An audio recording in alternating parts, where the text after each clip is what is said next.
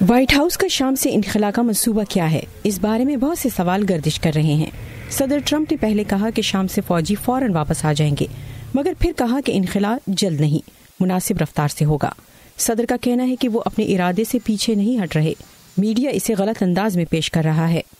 Pentagon نے انخلا کے منصوبے پر کوئی مخصوص تفصیلات جاری نہیں کی، لیکن کہا ہے کہ اس کے پاس ایک منظور شدہ منصوبہ موجود ہے جو کہ زمینی حالات پر مبنی ہے، نہ کہ کسی ٹائم لائن پر، اور یہ کہ امریکہ شام میں داعش کے خلاف اتحادی آپریشن کے لیے حمایت جاری رکھے گا۔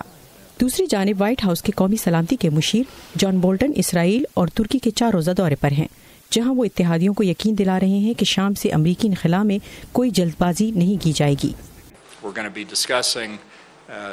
ہم صدر ٹرمپ کے انخلا کے فیصلے پر تبادلہ خیال کریں گے، لیکن یہ اس طرح ہوگا کہ شمال مشرقی شام میں ہمیں یقین ہو جائے کہ داعش کو شکست دے دی گئی ہے اور وہ پھر سے مضبوط ہو کر ایک خطرہ بننے کی صلاحیت نہیں رکھتی۔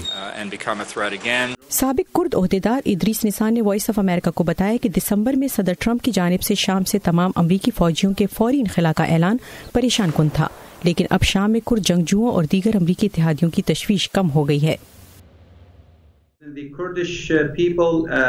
کرد عوام اب پہلے سے مطمئن ہیں جب سے امریکی صدر کی جانب سے یہ بیان سامنے آیا ہے کہ وہ شام سے جلد انخلا نہیں کریں گے، اور وہ گارنٹی دیتے ہیں کہ انخلا کے بعد بھی وہ کرد لوگوں کی حفاظت کریں گے۔ کرد جنگجوؤں کو ترکی سے خطرہ ہے۔